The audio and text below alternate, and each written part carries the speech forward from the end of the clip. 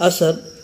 एक दिन हज़रत अमीरुल मोमिनीन उमर फ़ारूक रज़ियल्लाहु ताला अन्हु ने सुलेमान बिन अबी हमसा को सुबह की नमाज में ना पाया। एक दिन हज़रत अमीरुल मोमिनीन हज़रत उमर फ़ारूक रज़ियल्लाहु ताला अन्हु सुलेमान बिन हमसा सुबह की नमाज में ना आया, सकालेर नामाजे आसेनी। नामाज पढ़ते सकालेर नामाज बोलते फजर नामाजे आसेनी। तो उनके घर गए एवं तार घरे कोথায় घरे चले गए और उनके माँ बाप से पूछा कि आज मैंने सुलेमान को फजर की नमाज में नहीं देखा। माँ बाप के जिज्ञासा करছে যে আমি আজকে सुलेमानेर फजर नामाजे देखते पाईनी। उन्होंने कहा कि वो रात भर नमाज पढ़ते रहे। माँ बाप की बोलो যে वो सारा रात नमाज पढ़छिलो, इस वजह से उनको नींद आ गई।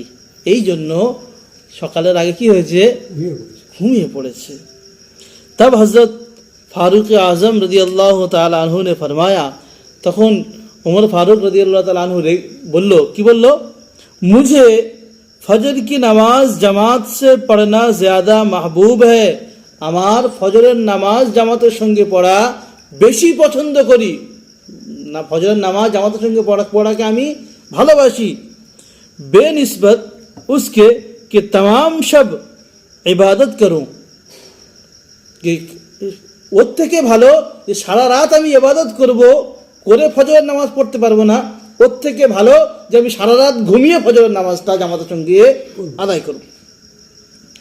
শেখ আব্দুল হক मुहद्दिस देहलवी रहमतुल्लाह अलैह ने लिखा, अब्दुल हक देहलवी रहमतुल्लाह अलैह तारा किताबे लिखছেন कि इस हदीस से साफ जाहिर है, এই হাদিসের দ্বারা পরিষ্কার প্রমাণ হচ্ছে বা বোঝা যাচ্ছে এই কথা कि सुबह की नमाज बा जमात पढ़ने में तहज्जुद से भी ज़्यादा सवाब है।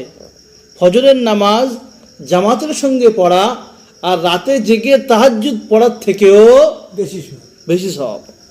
इसलिए उलमा ने लिखा है, এই জন্য उलमारा लिखेছেন कि अगर शब बेदारी नमाज फजर में मुखल हो तो तर्क उसका औला है।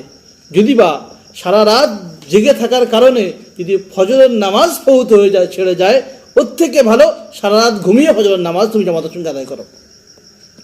बल्कि ज़रूरी है যে সারা রাত তুমি ঘুমো, তোমার সারা রাতে তোমার জাগার প্রয়োজন নেই, এশার নামাজ পড়েই শুয়ে পড়ো, ফজরের নামাজ জামাতের সঙ্গে আদায় করো, রাতে জাগার তোমার প্রয়োজন নেই। যদি তুমি মনে করো যে রাতে জাগলে ফজর নামাজ পড়তে পারবো না, ওই রকম জাগার কোনো দাম নেই, খারাপ। क्योंकि इसमें बिल इत्तेफाक आमदन तर्क वाजिब है। এর মধ্যে এটা হচ্ছে যে ফজরের নামাজ সে জোর করে ছেড়ে দিল। কি বোঝা যাচ্ছে এর দ্বারায়, যে ফজরের নামাজ সে জেনে বুঝে জোর করে ছেড়ে দেওয়ার মতো, যে আমি যদি বেশার নামাজ পড়ে শুয়ে পড়ি তাহলে আমি ফজরের নামাজ জামাতের সঙ্গে পড়তে পারবো। আমি জোর করে রাতে জাগছি এবং ফজরের নামাজ ছেড়ে দিচ্ছি, দেরি করে শুয়েছি, ফজরের নামাজ ছেড়ে গিয়েছে, তাহলে জোর জবরদস্তি আমি ফজরের নামাজটা আমি ছেড়ে দিলাম। জেনে বুঝে ছেড়ে দেওয়ার কারণে কি হবে, গুনাহগার হবে। অতএব ফজরের নামাজ জামাতের সঙ্গে আদায় করতে হবে। কি করতে হবে, রাতে প্রয়োজন পড়লে তাড়াতাড়ি শুয়ে পড়ো। এরপরে অনেক আসার রয়েছে, বলবো ইনশাআল্লাহ।